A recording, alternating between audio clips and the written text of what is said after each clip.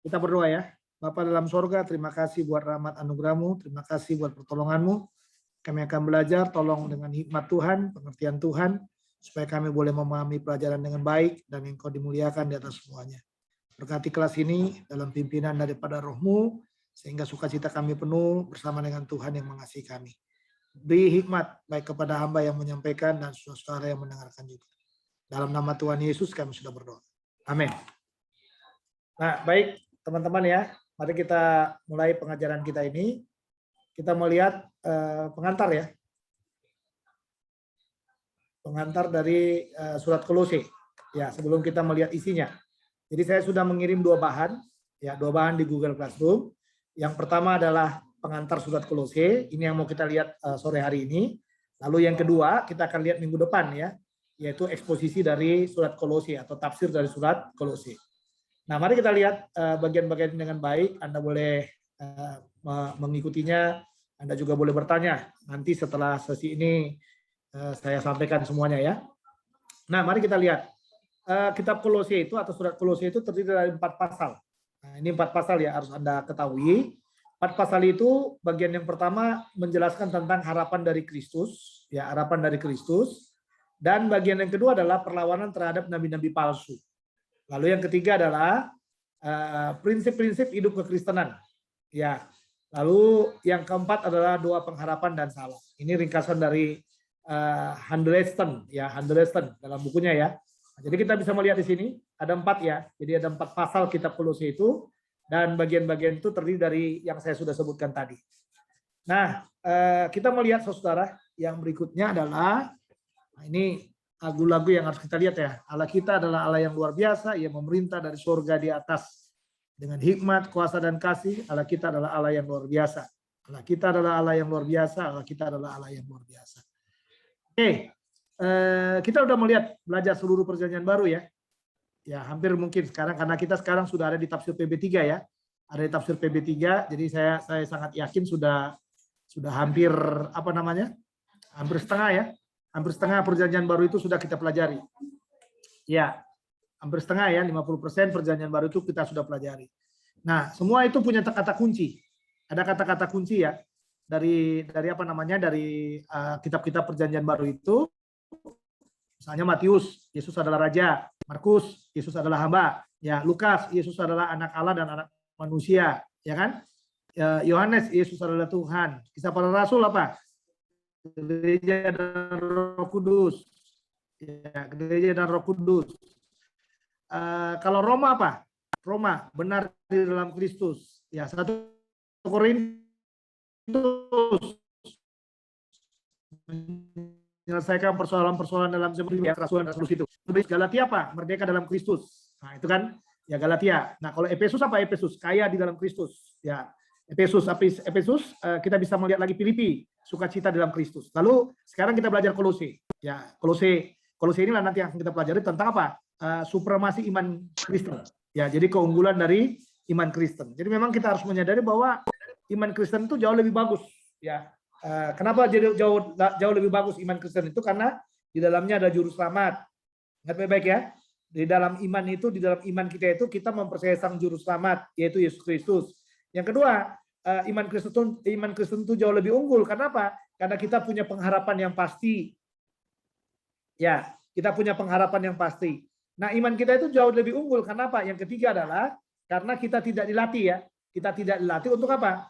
Untuk menjadikan keselamatan plus. Tahu ya? Jadi ada orang udah selamat, lalu nanti ditambah lagi dengan ritual-ritual tertentu. Ditambah dengan ritual dibaptis, ditambah dengan ritual berbuat baik, dan lain sebagainya. Nah, saya sangat percaya orang yang ada di dalam Kristus, ya, yang percaya kepada Kristus, yang menerima Yesus sebagai Tuhan dan Juru Selamatnya pribadi, saya sangat mempercayai bahwa orang-orang tersebut ada hal-hal yang kita kerjakan setelah kita terima Yesus, itu adalah bagian dari apa? Bagian dari cara kerjanya Tuhan untuk hidup kita. Oke ya? Nah, jadi kita bisa melihat surat-surat ini, saudara. Ya, kita lihat bagian-bagiannya. Ya, kita lihat nih, saudara ya. Nah, ini dari Galatia sampai Filemon, ini ditulis dalam perjalanan misi. Nah, ini luar biasa ini. Paulus di sini ya, ditulis dalam perjalanan misi. Lalu yang di sini, saudara, Efesus, Kolose, dan Filipi, ini ditulis dari penjara, bahkan Filemon juga ya. Sorry, satu lagi Roma ya. Saya salah tadi di sini. Jadi bukan Filemon di sini, tapi Roma ya, Roma. Ya, jadi yang di sini adalah surat penjara ya. Surat penjara itu adalah Efesus, Kolose, Filipi dan Filemon. Lalu yang ini adalah surat penggembalaan. 1 Timotius, 2 Timotius dan Titus. Itu adalah surat penggembalaan. Oke. Nah, kalau kita menghadapi sebuah pencobaan, biasanya reaksi-reaksinya kita itu akan kelihatan ya. Nah, jadi kalau ada orang berkata begini, ya kalau Anda berkata saya baik-baik saja, ini strateginya pantang menyerah. Ini orang-orang kolerik biasanya. Saya baik-baik saja. Ya. Ini kitab Efesus, kitabnya yang paling dia suka kitab Efesus. Ya. Lalu kalau Anda berkata mengapa saya? Nih, ini kan selalu kan ada orang lebay biasanya tuh. Ya, ini strateginya selalu putus asa. Dikit-dikit putus asa. Ya, nangis, gelas-gelas kaca gitu. Nah, ini kepribadiannya melankolis. Ya. Lalu ini kitabnya dia biasanya adalah Filipi. Ya, Filipi ya. Lalu yang berikutnya adalah saya hanya akan berusaha. Nah, ini dia Saudara. Saya hanya akan berusaha. Ini strateginya dia apa? Kompromi. Kompromi. Ya, ini kepribadiannya sanguin. Ya, suka meledak-ledak. Nah, ini dia Kolose. Jadi orang-orang Kolose, orang-orang yang suka kitab Kolose itu orang-orang sanguin. Ya, yang suka meledak-ledak itu ya. Nah, lalu yang berikutnya adalah itu akan berlaku. Nah, strateginya membiarkan. Nah, ini kepribadiannya adalah pragmatik. Ya, pragmatik yang suka menyenangkan. Ya, ini kitab ini adalah kitabnya dia adalah kitab Filemon. Oke. Nah, kalau kita melihat surat Kolose tadi yang 4 pasal itu, ya itu dibagi dua. Ini ciri khasnya Paulus yang harus Anda lihat nih ya. Ini ciri khasnya Paulus yang luar biasa. Jadi Paulus itu selalu membicarakan doktrin, lalu bicara hal-hal praktis. Nah, ini pekerjaannya ya. Nanti Efesus juga sama kayak gitu. Efesus 1 sampai 3 dia bicara doktrin, lalu 4, 5, 6 dia bicara hal-hal yang praktis. Nah, Roma juga seperti itu. Di Roma di bagian yang pertama pasal 1 pasal 2 dia membicarakan tentang doktrin. Nah, lalu pasal 3 sampai pasal 4 dia bicarakan hal-hal praktis atau saran-saran praktis. Nah, kalau susunan kitabnya seandainya kita bikin temanya adalah ketuhanan Kristus versus ajaran palsu, maka di bagian yang pertama pasal 1 pasal 2 ini yang dibicarakan adalah tentang kedaulatan atau ketuhanan di sini. Nah, ini sangat perlu sekali dengan doktrin. Lalu yang berikutnya, tema utamanya adalah hidup dalam kesesatan. Nah, ini bicara keyakinan iman di sini yang ditanam. Nah, sehingga bagiannya seperti ini dia. Pasal 1 ayat 1 sampai 14 itu adalah salam dan doa. Lalu pasal 1 ayat 15 sampai pasal 2 ayat 3 itu kedaulatan dan ketuhanan. Lalu pasal 2 ayat 4 sampai 23 itu bicara ajaran palsu. Jadi kalau kita baca ini nanti ya, ini semua isinya ajaran palsu. Nah, lalu bagian yang kedua adalah saran-saran praktis. Ini pasal 3 sampai pasal 4. Dalam saran-saran praktis ini dibicarakan tentang apa? Hidup suci. Dibicarakan tentang perilaku. Lalu dibicarakan juga posisi kita yang bersatu dengan Kristus.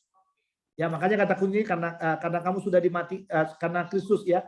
Karena kamu coba baca, jangan sampai salah bacanya. Pasal 3 ya. Pasal 3 ayat 1 sampai 4. Coba baca itu. Ya, Kolose pasal 3.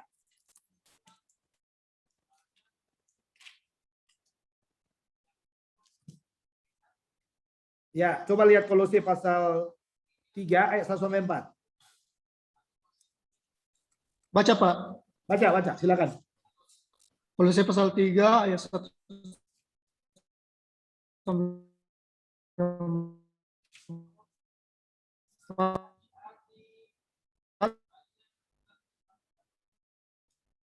Putus-putus ya. Iya, Pak. Kolose pasal 3 ayat 1 sampai 4. Ya. Karena itu kamu dibangkitkan bersama dengan Kristus. Lanjut, Pak. Halo? Ya, Pak. Putus-putus suara Mister. Kolose pasal 3 ayat 1 sampai 4 kan, Pak? Iya, betul. Silakan baca. Ya, nomor yang ayat kedua, pikirkanlah perkara yang di atas, bukan yang di bumi. Sebab kamu telah mati dan hidupmu tersembunyi bersama dengan Kristus di dalam Allah. Apabila Kristus yang adalah hidup kita menyatakan diri kelak, kamu pun akan menyatakan diri bersama dengan Dia dalam kemuliaan. Amin. Oke, jadi kata kuncinya di ayat 1, karena itu kalau kamu dibangkitkan bersama dengan Kristus, carilah perkara yang di atas. Jadi ini, ya, jadi salam praktis yang akan dibicarakan banyak ya dalam pasal 3, pasal 4 itu kuncinya di sini. Karena kita sudah dibangkitkan bersama dengan Kristus. Nah ini posisinya kan, posisi kita berada dalam Kristus. Nah prakteknya adalah kesucian dalam berhubungan. Dari ayat 5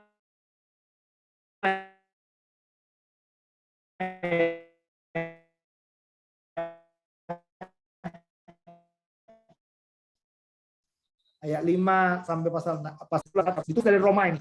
Ya, jadi surat ini ditulis dari Roma pada musim gugur 61 sesudah Masehi. Ya, sesudah Masehi ya. Ya, halo. Ya, sesudah Masehi waktu ada penangkapan, ya penangkapan Roma yang pertama. Oke. Nah, kitab Kolose kata kunci. Ini paling penting Saudara. Jadi kita kalau belajar perjanjian baru itu harus tahu kata kunci. Apa kata kunci dan ayat kunci dari kitab itu? Ya. Nah, ini kata kunci. Kata kuncinya adalah ketuhanan, keilahian, ketuhanan ya. Ketuhanan. Nanti ketuhanan ini perlu untuk apa? Untuk supremasi iman tadi itu. Ya, ketuhanan itu menjadi perlu di sana. Nah, ini sebab di dalam dialah, Kolose 2:9 ya. Sebab dalam dialah berdiam secara jasmania seluruh kepenuhan kealahan. Nah, ini luar biasa ini. Sebab di dalam dia berdiam secara jasmania seluruh kepenuhan kealahan. Ya. Jadi luar biasa ya. Sebab di dalam dialah berdiam secara jasmania seluruh kepenuhan kealahan. Jadi semuanya ada di dalam Yesus itu. Ya, dalam Yesus itu kata kuncinya. Jadi makanya kita nggak perlu ragu melawan ajaran sesat, ya melawan hal-hal yang lain. Oke, ringkasannya ini dia. Paulus memberikan perintah kepada jemaat di Kolose dengan kedaulatan dan ketuhanan Kristus dan mendorong penerapan praktis dari ajaran ini untuk apa? Melawan ajaran-ajaran sesat yang mengancam kehidupan dalam pelayanan jemaat. Ini luar biasa Saudara ya. Ya. Nah, aplikasinya apa? Mengetahui ajaran gerakan zaman baru dengan baik untuk memperingati anggota jemaat. Hindari cara hidup yang hidup legalistis, mematuhi hukum Taurat dan asketis, menjauhi kehidupan duniawi. Nah, ini dua ini nggak boleh ini. Kita nggak boleh legalistis, nggak boleh asketis. Ya kan? Ya. Jadi kalau banyak orang itu suka legalistis, toh. Ya, nggak boleh ini, nggak boleh itu, nggak boleh ini. Ya, kalau kamu bikin ini, kamu nggak selamat loh. Kalau kamu begini, kamu nggak selamat loh, dan lain sebagainya. Legalistis.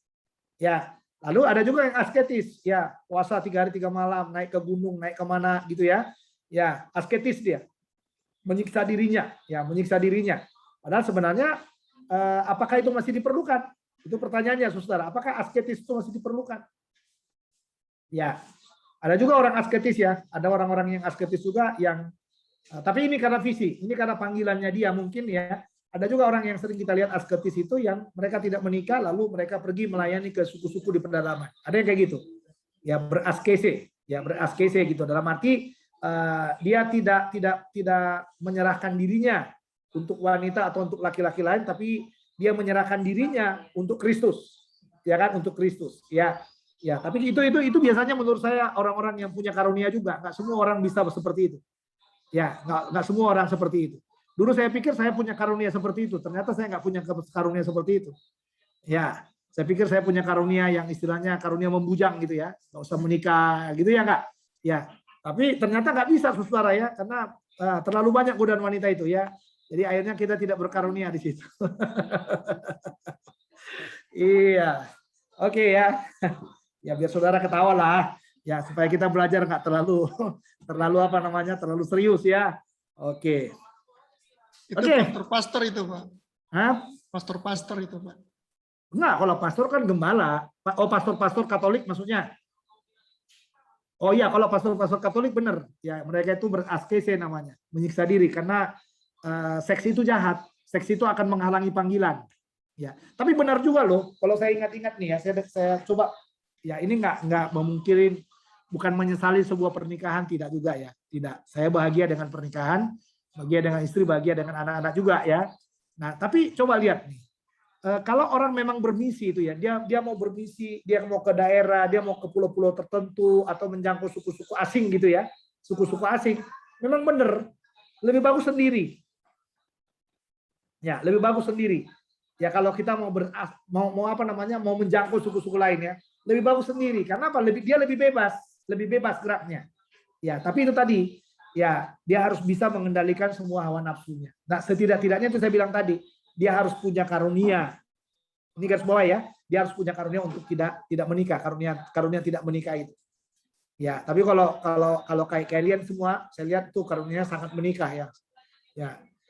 Ya enggak? Ya, karunianya sangat menikah. Ya. Untung aja jadi hamba Tuhan, kalau enggak bisa nikah berkali-kali kali, ya enggak? Ya, cuman karena dia dipanggil oleh Tuhan dan dia jadi hamba Tuhan, membuat dia menikah satu kali. Itu juga adalah kita membatasi diri kita juga, itu bagus juga itu. Oke, penulis kitabnya. Nah, ini bukti dari luar dan bukti dari dalam. Ya, kalau bukti dari luarnya, penulis Kristen mula-mula mengakui Paulus sebagai penulisnya. Nah, pengakuan pertama berasal dari Justinus ya. Ada Marcianus, ada Irenaeus, ada Tertullianus dan Clement dari Alexandria. Lalu yang kedua, penulisan oleh Paulus tidak dipertanyakan katanya sampai dengan saat sarjana abad ke-19. Dari menyangkalnya berdasarkan faktor-faktor dari dalam. Ya. Oke. Nah, lalu kita lihat bukti dari dalam. Bukti dari dalam itu banyak faktor. Ya, faktor mendukung ya.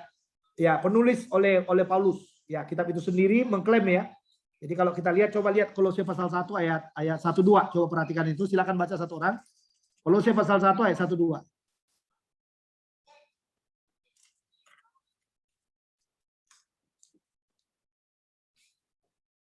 Ya, bahasa Inggrisnya bilang gini. Paul, an apostle of Christ Jesus by the will of God, and Timothy, our brother, to the holy and faithful brothers in Christ and Colossae. Ya, grace and peace to you from God our Father. Ya, ini hampir sama terjemahannya ya. Karena ini Alkitab NIV. NIV itu hampir mirip dengan Alkitab bahasa Indonesia. Ya, dari Paulus, Rasul Kristus Yesus oleh kehendak Allah, dan Timotius saudara kita. Nah, nanti kita akan lihat ini ya dalam eksposisi atau tafsirnya. Ini karena ini masih pengantar. Ya, tafsirnya ada namanya Timotius di situ. Apakah Timotius ikut menulis? Ya. Nah, itu dia ya. Itu nanti harus kita lihat kepada saudara-saudara yang kudus dan yang percaya dalam Kristus di Kolose, kasih karunia dan damai sejahtera dari Allah Bapa kita menyertai kamu. Ya, jelas ya, kedengaran ya suara saya ya, bisa ditangkap ya saudara ya.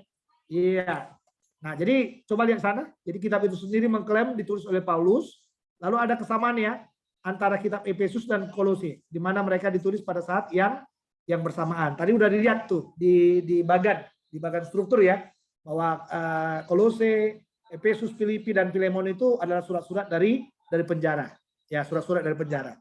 Nah, yang ketiga adalah kitab Kolose juga mempunyai banyak kesamaan dengan kitab Filemon, di mana keasliannya tidak diragukan. Nah, jadi karena itu rumputnya sama, itu yang membuat ya semua para penafsir itu meyakini bahwa Paulus yang menulis surat itu. Ya. Oke, kondisi saat itu bagaimana? Waktu penulisan ditulis ketika Paulus dimasukkan ke penjara yang pertama. Berarti ada 2 kali Paulus masuk penjara ya. Jadi ini yang pertama ini. Nanti Filipi juga ya yang pertama itu. Nah, yang kedua itu yang 2 Timotius nanti. Yang kedua ya, yang dia katakan saat kematianku sudah dekat. Ya. Jadi penangkapan yang pertama itu Paulus masih bisa bebas ya, bisa bebas seperti itu. Ya, jadi dia menulis surat ini di sana. Ya, jadi bukti yang cukup akurat menyatakan kitab ini ditulis sekitar tahun 61 sebelum Masehi. Ya, jadi bukan sebelum Masehi, sesudah Masehi ya, sesudah Masehi. Oke, penerima kitab. Kitab ini banyak menyebutkan kenalan Paulus, terutama Tikhikus ya, yang mengantar surat Kolose, dan Efesus ditemani oleh Onesimus dengan surat kepada Filemon. Nah, ini membuktikan apa? Bahwa surat kepada jemaat Efesus, Kolose dan Filemon berasal dari sumber yang sama. Karena itu kitab Kolose pasti ditulis dari Roma kepada jemaat di Kolose. Ya. Dari Roma ya, dari Roma. Maksudnya dari penjara Roma ditulis. Ya, dari penjara Roma ditulis. Oke, peristiwa saat itu seperti ini. Ya, Paulus tidak pernah ke Kolose. Harus kita ketahui itu. Dia nggak pernah ke Kolose sebelum ia menulis surat ini.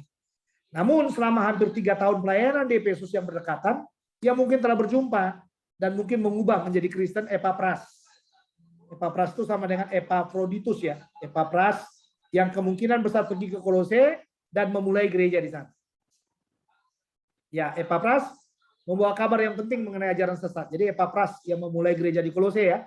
Nah, dia membawa kabar yang penting mengenai ajaran sesat. Nah, ajaran sesat yang muncul di zaman itu itu disebut dengan aliran gnostik gitu, aliran gnostik ya, yang menimpa jemaat. Nah, ini mengakibatkan Paulus menulis surat ini kepada jemaat di Kolose dan diserahkan kepada Tikhikus ya, karena ia kembali ke Kolose bersama siapa? Bersama Onesimus. Jelas ya, teman-teman ya. Nah, ini bisa kita lihat dalam bagian ini. Oke, nih peristiwa saat itu. Asia Kecil adalah asal muasal berkembangnya ajaran gnostik pada abad kedua. Paulus menyerang ajaran ini. Ya, Yahudi sangat fanatik dalam mematuhi hukum Taurat dan upacara. Mari kita lihat Kolose pasal 2 ayat 16 sampai 17. Ini yang dilawan oleh Paulus. Ya. Karena itu janganlah kamu biarkan orang menghukum kamu mengenai makanan dan minuman atau mengenai hari raya bulan baru atau hari Sabat. Semuanya itu hanyalah bayangan dari orang yang harus datang, sedang wujudnya ialah Kristus. Nah, ini yang pertama ya. Jadi muncul itu yang dibilang Kristen plus Taurat. Ya, nah ini Paulus bilang kata kuncinya, janganlah kamu membiarkan orang menghukum kamu. Ya, yang kedua filsafat Yunani. Ya, ini mengikuti yang disebut dengan pengetahuan yang lebih dalam dan hanya dipelajari oleh karena apa? Oleh kaum elit. Nah, ini di dalam pasal 2 ayat 2b sampai 4, lalu pasal ayat 8 sampai 10 juga.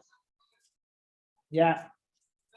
Hati-hatilah supaya jangan ada yang menawan kamu dengan filsafatnya yang kosong dan palsu menurut ajaran turun-temurun dan roh-roh dunia, tetapi tidak menurut Kristus. Sebab di dalam Dialah berdiam secara jasmania seluruh kepenuhan kealahan dan kamu telah dipenuhi di dalam Dia. Dialah kepala semua pemerintah dan penguasa. Ya. Ya. Nah, ini dia ya. Lalu apa lagi? Penyembahan malaikat sebagai pengantara manusia dan Tuhan. Pasal 2 ayat 18. Coba lihat sana. Ya, janganlah kamu biarkan kemenanganmu digagalkan oleh orang yang pura-pura merendahkan diri dan beribadah kepada malaikat serta berkanjang pada penglihatan-penglihatan dan tanpa alasan membesar-besarkan diri oleh pikiran yang duniawi. Nah, ini dia penyembahan malaikat ya. Jadi nggak boleh menyembah malaikat kita. Ya. Lalu apa lagi? Menyangkal ketuhanan Kristus. Nah, ini makanya Kolose 1 ayat 15, ya, ia adalah gambar Allah yang tidak kelihatan, yang sulung lebih utama dari segala yang diciptakan. Karena banyak orang mengatakan bahwa Kristus itu lebih rendah dari Allah. Jadi Kristus itu bukan Allah yang sesungguhnya. Ya, dia Allah tapi bukan Allah yang sesungguhnya. Nah, itu nanti berkembang juga dalam pengajaran dari siapa? Dari saksi Yehova. Ya. Lalu menyangkal ketuhanan Kristus juga kedaulatannya ya. Dan karya penciptaannya. Coba lihat di sana ayat 16, karena di dalam Dialah telah diciptakan segala sesuatu yang ada di sorga, yang ada di bumi, yang kelihatan dan yang tidak kelihatan, baik singasana maupun kerajaan dan seterusnya. Oke, jelas ya teman-teman. Lalu ayat yang ke ini juga, perlindungannya kepada dunia ayat 17. Ia ada terlebih dahulu dan segala sesuatu ada dalam Dia. Ya. Lalu hidup asketis, jangan menyiksa diri sendiri ini ya. Pasal 2 ayat 20 sampai 23. Coba lihat sana. Dan oleh Dialah ia memperdamaikan segala sesuatu dengan dirinya, baik yang ada di bumi maupun yang ada di sorga, sesudah ia mengadakan pendamaian. Juga kamu dahulu hidup, sekarang diperdamaikan dan lain sebagainya. Ya, jadi ya di sini saudara, ya hidup asketis ini dengan menyiksa diri ya, menyiksa diri sendiri. Nah, ini berbahaya ini. Ya, kalau kita itu hidup asketis. Ya. Lalu yang berikutnya adalah coba sebentar ya.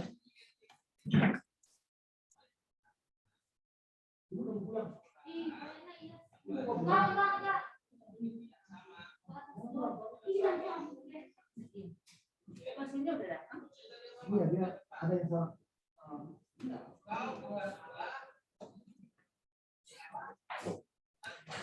Oke, kita lanjut lagi ya, teman-teman.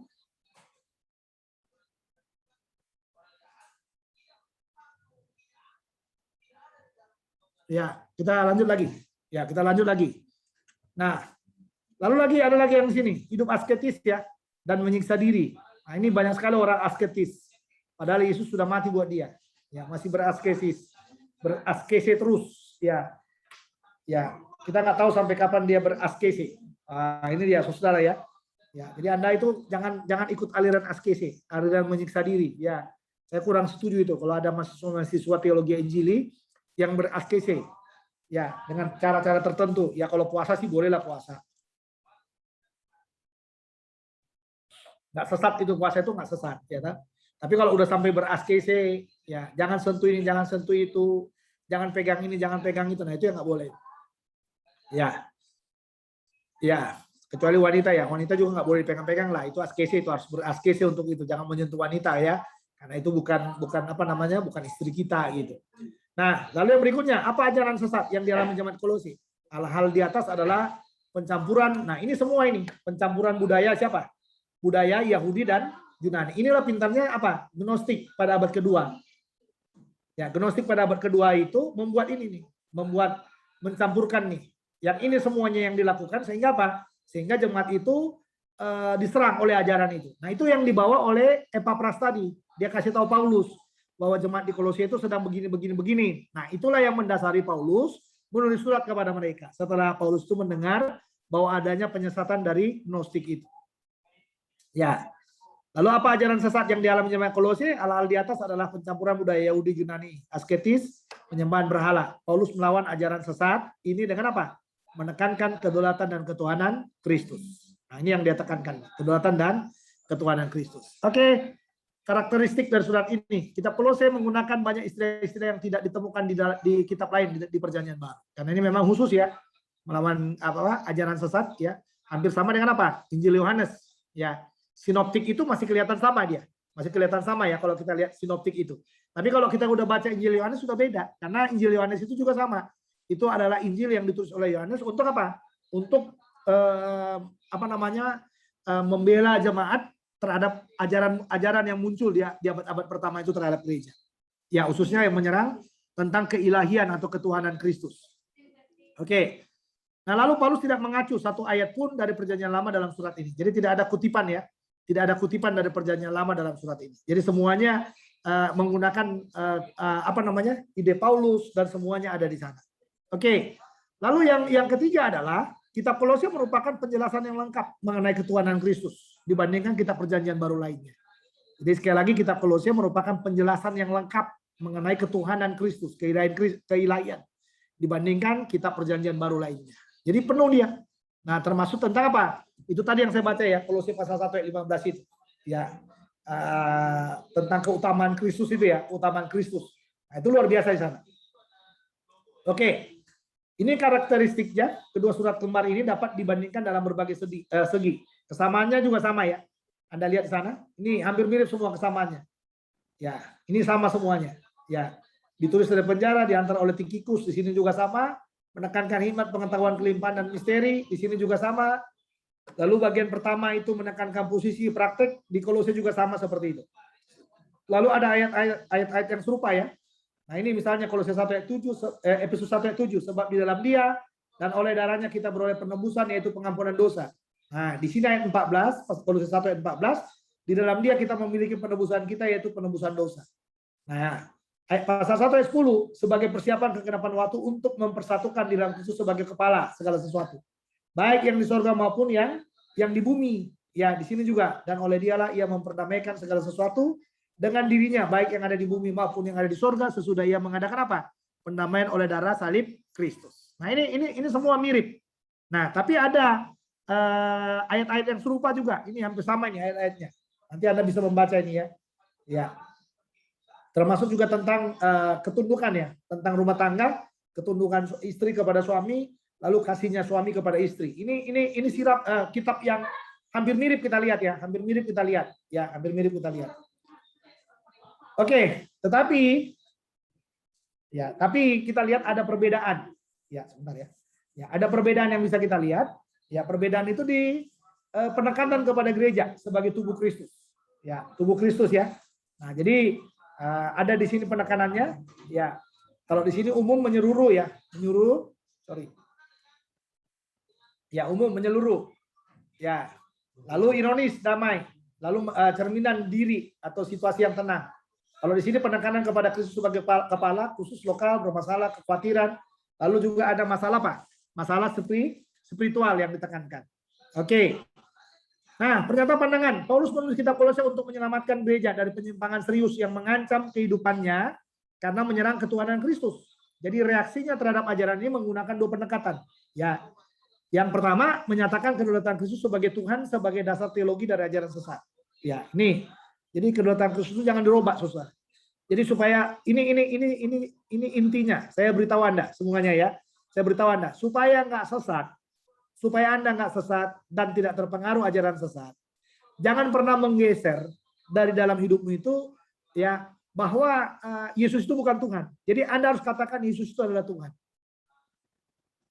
Kalau Anda sudah sampai digoyahkan di situ, saudara, oh Anda tinggal dipretelin. Ya, Anda tinggal dipretelin kan. Nah, yang dilakukan oleh Zakir Naik itu kan seperti itu. Dia goyahkan ya, dia goyahkan keyakinan kita, doktrin Kristus itu digoyahkan. Dia mengatakan Yesus itu bukan Tuhan dan lain sebagainya, ya kan? Sehingga orang-orang mendengar, oh iya benar juga ya, dia tunjukkan fakta-faktanya gitu. Anda nggak perlu dengan fakta-faktanya dia, masa bodoh dengan fakta-faktanya dia. Ya, kenapa? Karena Yesus itu kan bukan hanya ditaruh di kepala kita, bukan, tapi Yesus itu dalam hati kita, ya kan, dalam iman kita. Jadi kita nggak bisa membuat apa? Kita tidak bisa mengubah. Nah, ini kata kuncinya. Kita tidak bisa mengubah status Kristus dalam hidup kita. Dia adalah Tuhan. Ya, makanya kalau Anda suka ikut-ikut seminar, ikut apapun, hati-hati ya, hati-hati. Kalau orang sudah bergeser mengatakan bahwa Yesus itu diragukan sebagai Tuhan, ya mendingan Anda tidak usah ikut itu. Ya, karena banyak sekarang itu meragukan itu. Ya, makanya dibilang Yesus sejarah lah, Yesus inilah gitu. Kita harus berhati-hati untuk ajaran-ajaran yang muncul seperti itu. Oke.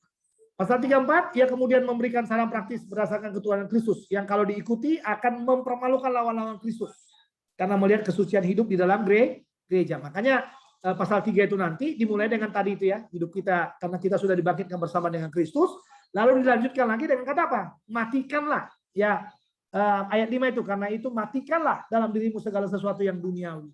Nah, itu yang membuktikan kita berbeda. Ya, berbeda. Oke, ini susunan kitabnya. Ada kedaulatan atau ketuhanan. Lalu ini seperti bangunan ya. Dasarnya kita itu adalah kedaulatan dan ketuhanan, dan kita bisa membangun banyak hal dalam ke atas itu. Tapi pondasi kita adalah, pondasi iman kita itu adalah kedaulatan dan ketuhanan daripada Kristus itu. Kita nggak boleh rubah itu. Ya, baik. Ini Paulus menyatakan kedaulatan Kristus atas semua hal sebagai Tuhan untuk menghadapi apa? Serangan dari nabi-nabi palsu yang telah memasuki jemaat Kolose dengan ajaran dan praktik sesat.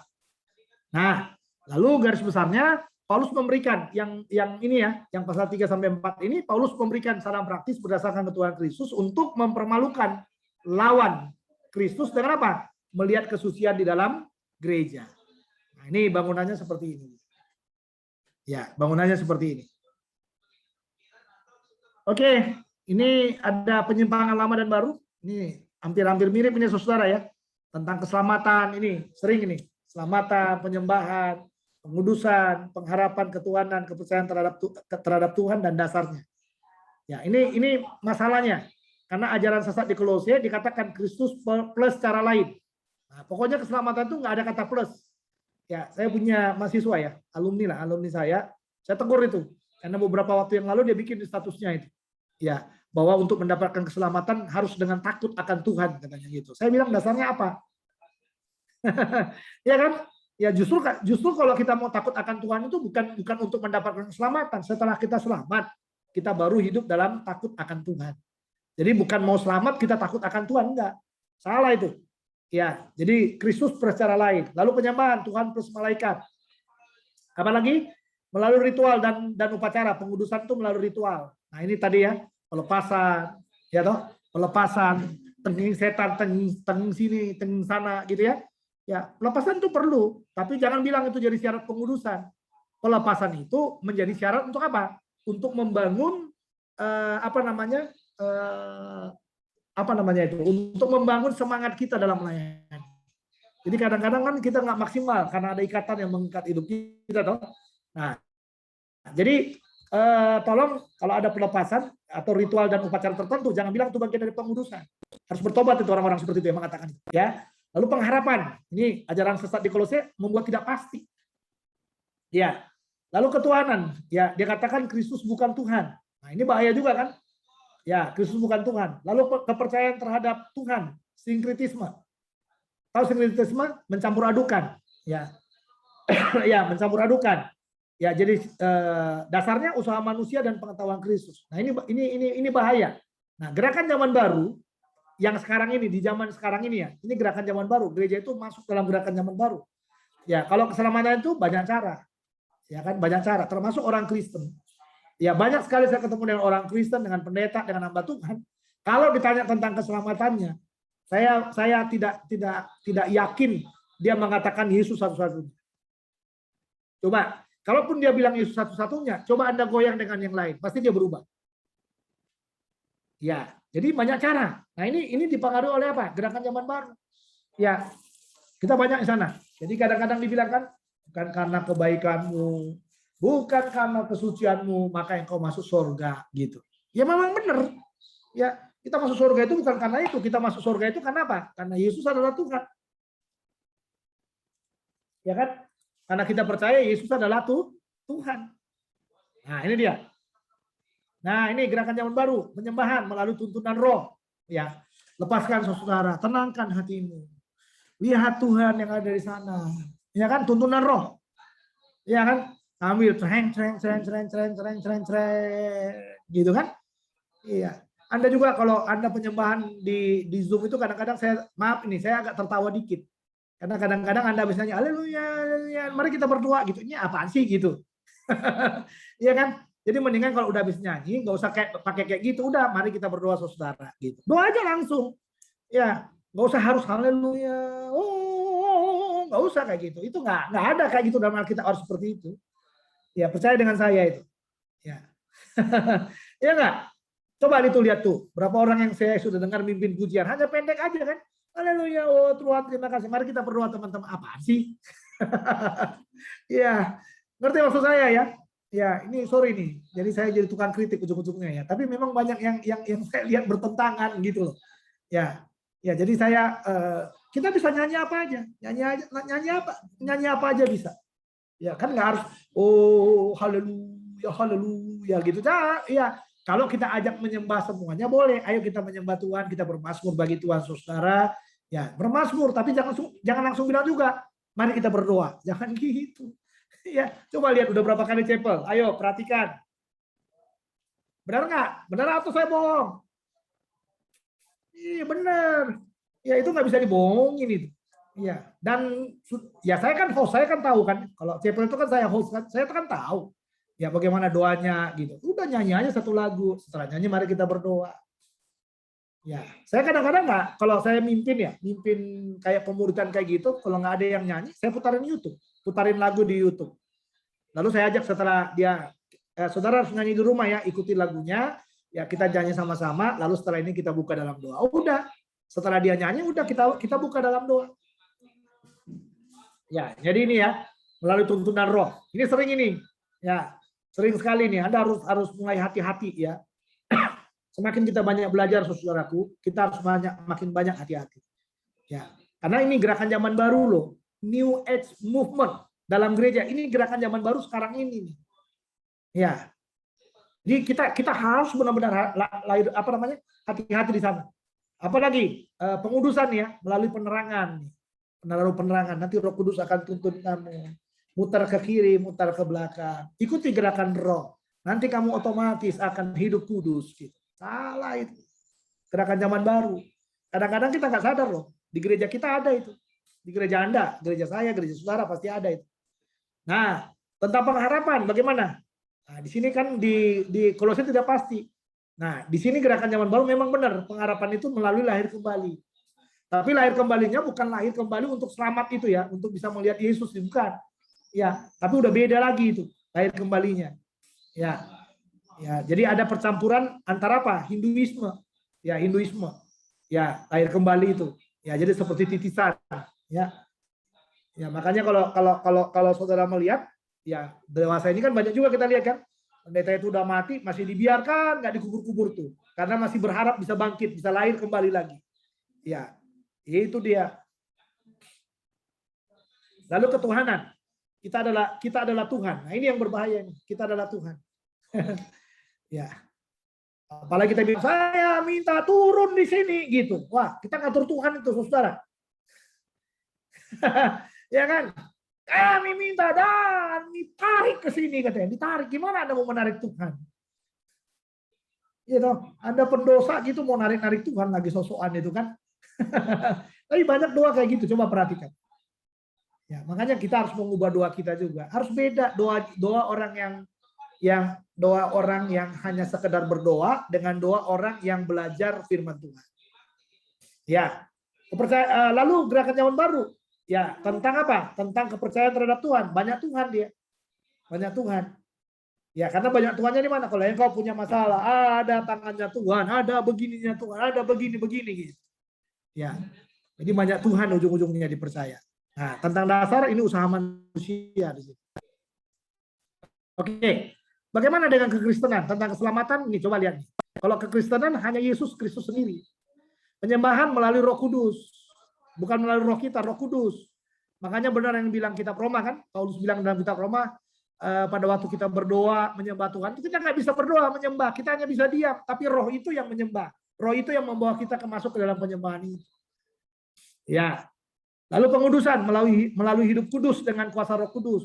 Nah, ini penting ini. Melalui hidup kudus dengan kuasa Roh Kudus. Tentang pengharapan. Ya, ini kekristenan apa? Kebangkitan. Bukan lahir kembali. Kebangkitan Kristus pengharapan kita. Tentang ketuhanan, Kristus adalah Tuhan. Kepercayaan terhadap Tuhan, Trinitas, bukan oneness.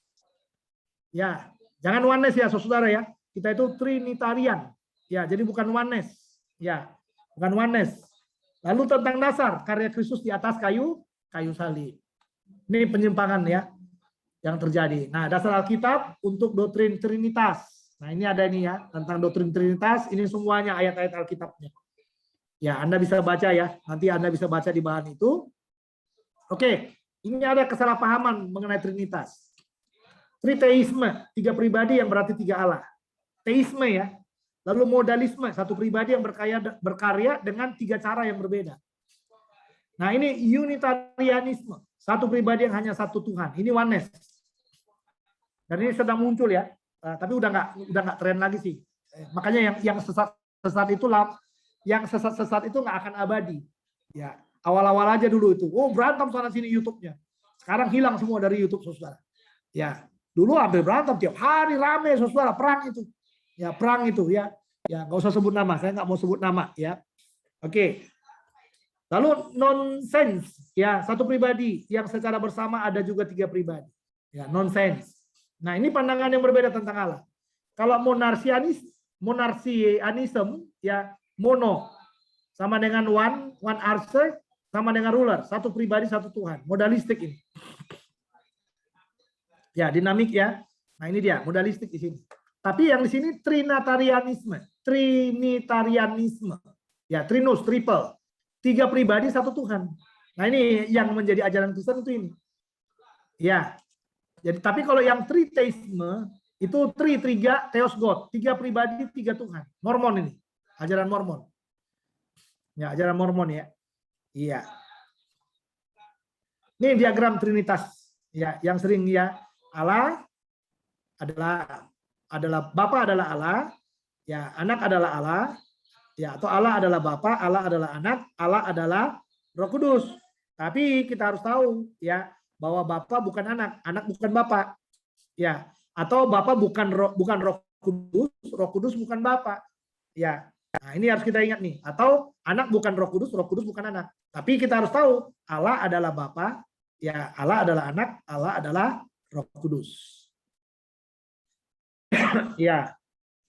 Oke. 7 pandangan utamanya. Ya, ini kita lihat ya, pandangan utama tidak ada Tuhan, ini ateisme. Kenyataan akhir 1 Tuhan. Ya, ini 1 Tuhan di sini ya. Nah, kalau banyak Allah, polytheism, tidak terbatas ya. Lalu kalau kenyataan akhir ini 1 Tuhan bagaimana? Terbatas. Allah yang terbatas, terpisah dari dunia tetapi bekerja di dalamnya dengan cara yang terbatas. Ini nanti yang disebut dengan apa? Panteisme. Ya, Allah berada di dalam dunia identik dengannya panteisme ini. Nah, kalau di sini banyak Allah, polytheism ya. Ya, tidak terbatas, tidak ada pandangan, ya, tidak terbatas, Allah identik dengan dunia, Allah tidak identik dengan dunia. Allah tidak campur tangan dalam dunia tetapi di luar jangkauan manusia.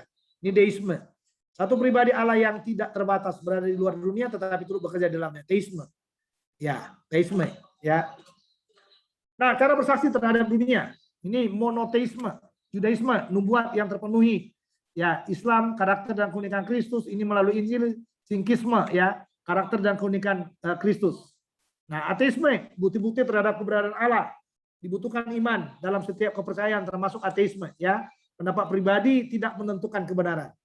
Politeisme tidak masuk akal kalau materi menciptakan kecerdasan. Usaha manusia tidak dapat mengatasi masalah dosa. Ya. Lalu panteisme, ini dia, tunjukkan kuasa Allah terhadap alam semesta. Ya, Allah itu berbeda dengan alam semesta mempunyai awal, jadi ia bukan Allah, manusia seperti Tuhan, tetapi Allah tetap tidak ada bandingnya. Ya. Nah, kristologi, kalau kita lihat surat-surat dari penjara ini, ya kristologinya, kalau Efesus itu Kristus adalah kepala. Ya, fokusnya adalah kesatuan Kristus. Keterangannya Kristus menghilangkan perbedaan antara orang percaya. Kalau Filipi, Kristus adalah teladan. Ya, fokusnya perilaku Kristus. Ya, keterangannya adalah Kristus menunjukkan cara menghadapi kesulitan. Nah, ini dia. Kalau Kolose, Kristus adalah Allah. Fokusnya ketuhanan Kristus di sini. Kristus lebih unggul daripada filsafat manusia. Kalau Filemon, Kristus adalah pendamai. Fokusnya pengampunan Kristus ya. Kristus mendamaikan orang percaya dengan Allah dan satu sama lainnya. Oke? Oke. Nah, ini menerapkannya. Ya, menerapkan surat-surat dari penjara, Efesus, Filipi, Kolose. Ya, masalah abad pertama, masalah Yahudi kafir, Weisma ini. Ya, masalah abad 21 hanya ada ras, sains, hanya yang sudah dibaptis, hanya orang dewasa. Nah, ini masalahnya ya. Solusi temanya pelihara kesatuan. Jelas ya? Kalau Filipi, masalah abad pertamanya apa? Penyiksaan, penjara, kematian.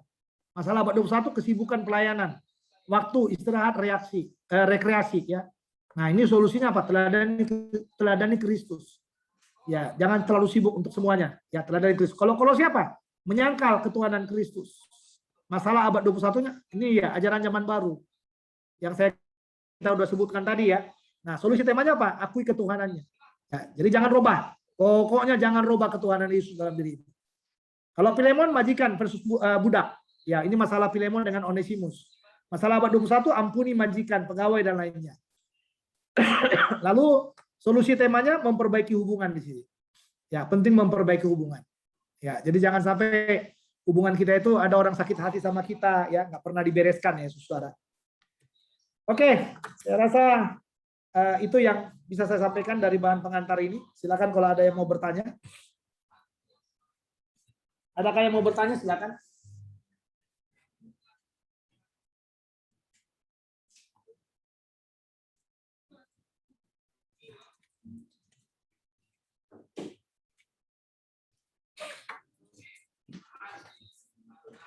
Ada yang mau ditanya? Iya, Pak. Ya, silakan. Silakan, Peter. Ya, saya mau bertanya, tadi Pak, saya masih teringat dengan gaya penyembahan yang benar, gitu Pak. Ya. Jadi saya pengen bertanya, gaya penyembahan kita yang benar itu seperti apa, Pak? Gaya penyembahan yang benar adalah gaya yang dituntun oleh Roh Kudus, yang tidak dibarengi dengan emosi kita yang meluap-luap di dalamnya. Ya. Tahu nggak emosi? Itu udah emosi. Karena Roh Kudus itu kan tidak ngajarin emosi ya, benar nggak? Ngajarin emosi nggak? Oke, boleh kita menyembah, ya menyembah ya. Tapi penyembahannya itu harus dalam koridor roh. Ya, koridor roh. Bagaimana dalam koridor roh? Dalam tuntunan Roh Kudus. Tidak terburu-buru, tidak ngikutin yang udah ada, tapi benar-benar dalam pimpinan Roh Kudus. Ya, ada juga orang bikin penyembahan dalam doa aja. Contohnya gini, Tuhan terima kasih hari ini. Kami menyembah-Mu karena Engkau Allah yang agung. Kami menyembah-Mu karena Engkau adalah Allah yang memberikan segalanya. Kami menyembah-Mu karena berkat-Mu yang tidak terduga dalam hidup kami. Kami menyembah-Mu karena panggilan yang mulia yang Kau berikan kepadaku, kepada teman-temanku. Kami menyembah-Mu. Nah, itu penyembahan loh. Ya, jadi jangan anggap penyembahan itu harus, oh Tuhan, kami menyembah-Mu. Haleluya. Bukan itu. Bukan itu, saudara. Jelas ya? Doa juga bisa jadi penyembahan. Makanya doa itu ya, kalau doa itu katanya kan ada 4T ya, 4T kalau nggak salah. doa penyembahan, pengucapan syukur, lalu permohonan. Ya, permohonan jadi 2 penyembahan, pengakuan ya, sorry. 2 penyembahan, yang kedua pengucapan syukur, pengakuan, dan permohonan yang keempat. Sebenarnya kita mahasiswa cukup seperti itu. Tidak usah harus ribut. Oh Tuhan baik, gitu.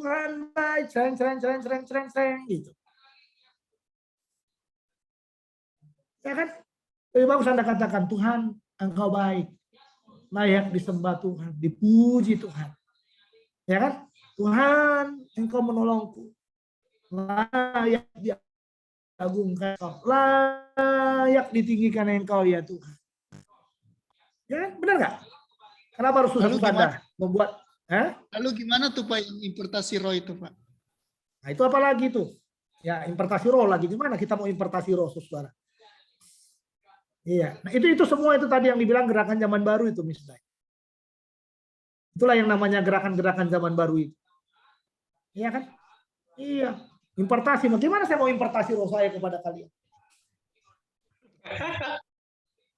Ini rohku, begitu saya importasi bagaimana? Hilanglah rohku. Jelas nggak? Ya, jadi kita harus berhati-hati.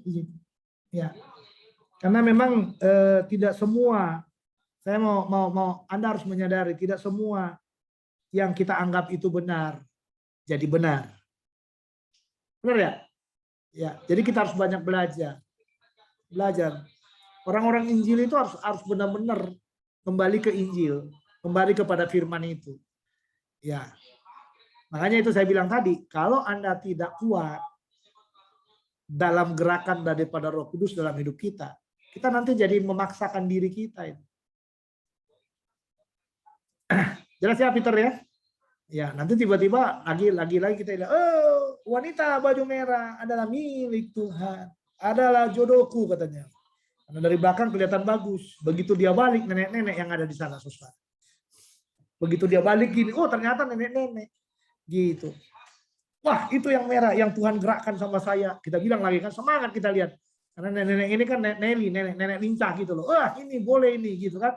Iya, begitu dia balik, wah omah. Gitu. Nah, itu yang bahaya. Jadi gerakan-gerakan zaman baru itu sangat banyak mempengaruhi iman kita itu ya. Jadi itu yang saya bilang. Kadang-kadang jadi banyak yang rusak saya lihat. Ya. Jadi makanya Anda cukup dengan percaya Yesus lalu ikutilah maunya Tuhan dalam hidup kita itu bagaimana. Jadi penyembahan itu bukan penyembahan yang sekedar haleluya haleluya enggak, tapi ada ucapan, ada kata-kata. Ya, ada kata-kata. Ya, kalau yang kita lakukan kan kita mau bermazmur sebenarnya kan. Mau bermazmur. Tapi waktu kita mau bermazmur itu, kita bermazmurnya tanggung. Kalau orang-orang di dalam perjanjian lama dia bermazmur, dia baca kitab Mazmur, dia nyanyikan kitab Mazmur. Adalah baik menyembah Tuhan. Adalah baik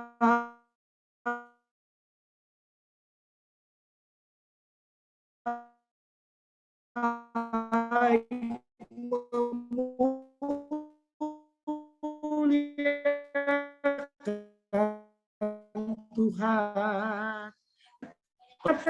Cepat kali mari berdoanya itu loh. Saya kadang-kadang, saya kalau hari Senin itu kadang-kadang tertawa dalam hati saya. Ini anak-anak gimana sih ya? Iya. Tapi saya maklum kan belum belajar liturgika, ya nggak?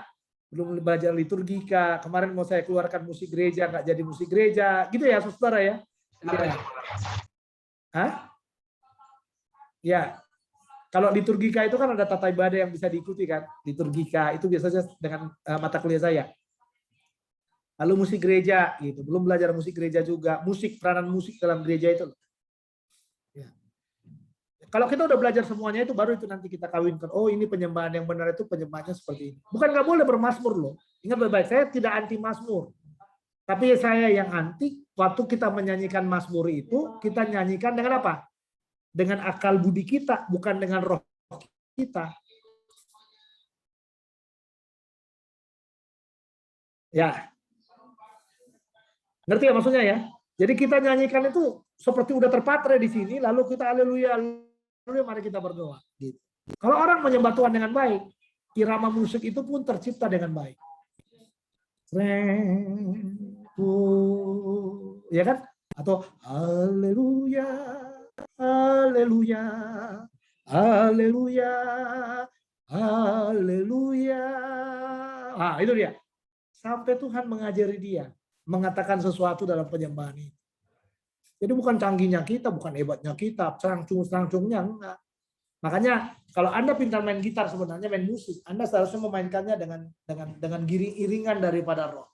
Iringan daripada Roh Kudus itu. Tahu ya? Ya, jadi bukan iringan dari pintarnya kita bermain, ngerti maksudnya? Ada banyak orang mengiringi sebuah penyembahan, mazmur itu dengan pintarnya dia bermain. Tapi iringan itu adalah iringan yang dituntun oleh Roh Kudus. Tangan kita itu dituntun bisa mengagungkan Tuhan. Iya. Itu teman-teman. Coba praktek dah dalam saat teduh pribadi ya. Coba praktek dalam saat teduh pribadi ya. Berdiam diri dulu di hadapan Tuhan. Ya. Dan meminta kehadiran rohnya di dalam roh kita itu yang dia roh kita apa? Dia hadir dalam roh kita kan, kita kan terima Yesus dalam roh kita. Ya. Kita meminta itu dalam hati kita supaya dia terus membuka kita dan lain sebagainya. Seperti itu. Iya. Saya nggak pintar nyanyi. Ini ya saya nggak pintar nyanyi. Tapi bagaimanapun kalau kita sudah menyembah Tuhan, ya Tuhan itu akan membuat keindahan dari suara kita yang mungkin false dan terbatas itu. Ya. Ya nggak? Iya. Baik, ada lagi pertanyaannya? Jarmida mau nanya? Atau Peter lagi? Ada Peter? Iya, masih ada Pak satu lagi. Ya, mari. Oh, tadi kita bicara tentang gerakan zaman baru.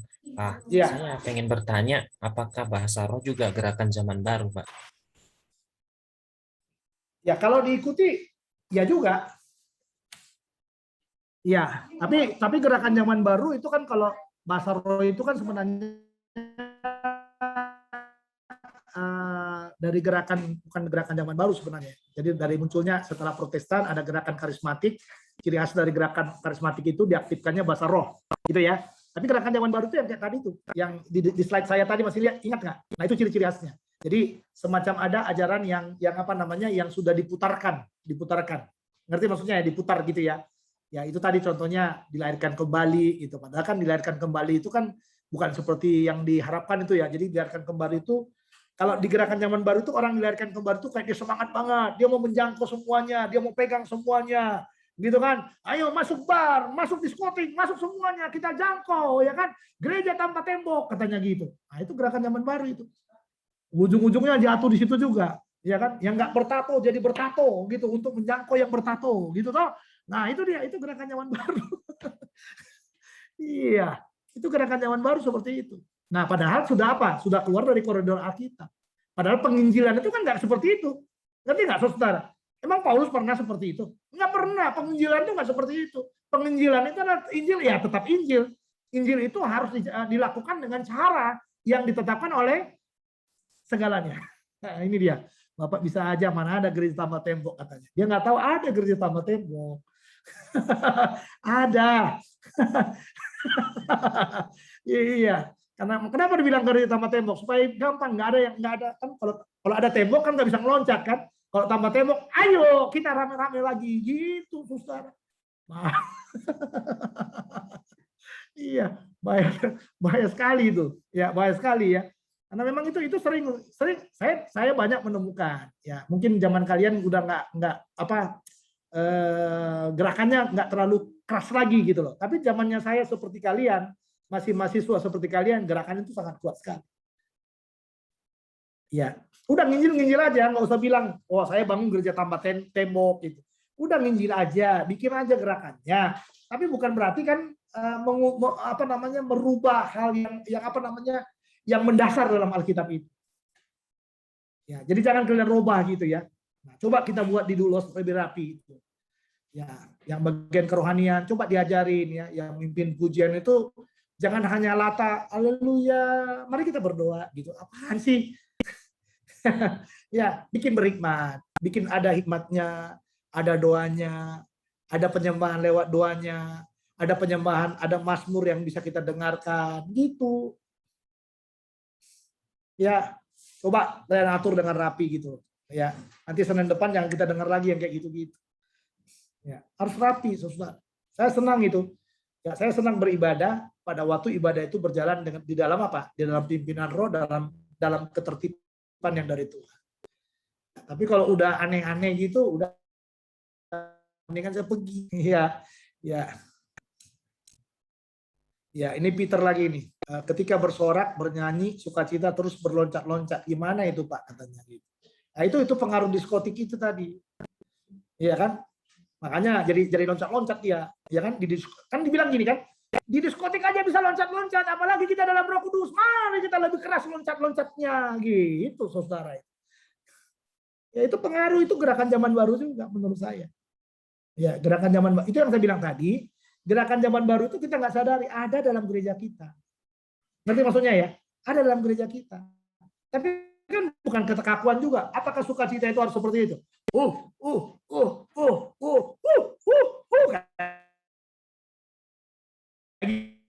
Gitu-gitu. Ya kan? Gitu. Ya, ribut banget ibadah itu, saudara. Apakah Tuhan di sorga itu, Tuhan bilang gini, ini kenapa sih? Nyembah aja, nak, nggak usah berisik-berisik, kan kata Tuhan gitu, pada ujung-ujungnya itu.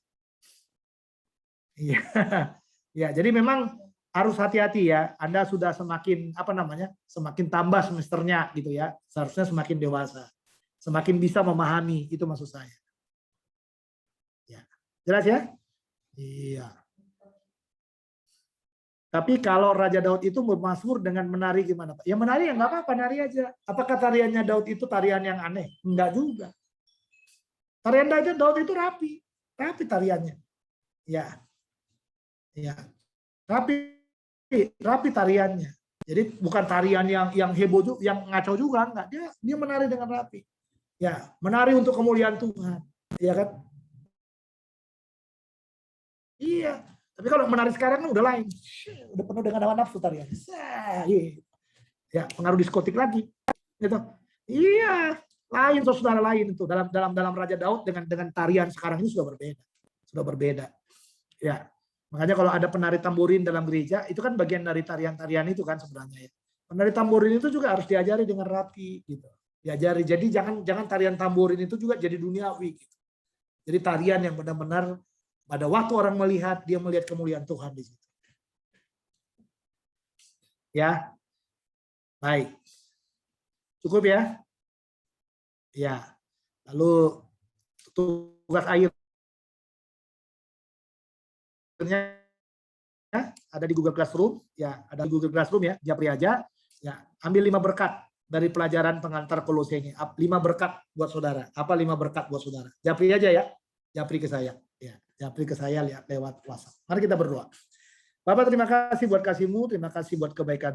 Berkati semua mahasiswa yang sudah belajar, biarlah Tuhan dimuliakan di atas semuanya. Berkati mereka, beri hikmat supaya kami semakin berhikmat melihat gerakan zaman baru yang sedang leluasa di dalam gereja, supaya kami boleh benar-benar menjadi orang-orang yang diberkati Tuhan, dan kami benar-benar boleh membawa perubahan dimanapun kami berada. Terima kasih, terpujilah nama-Mu.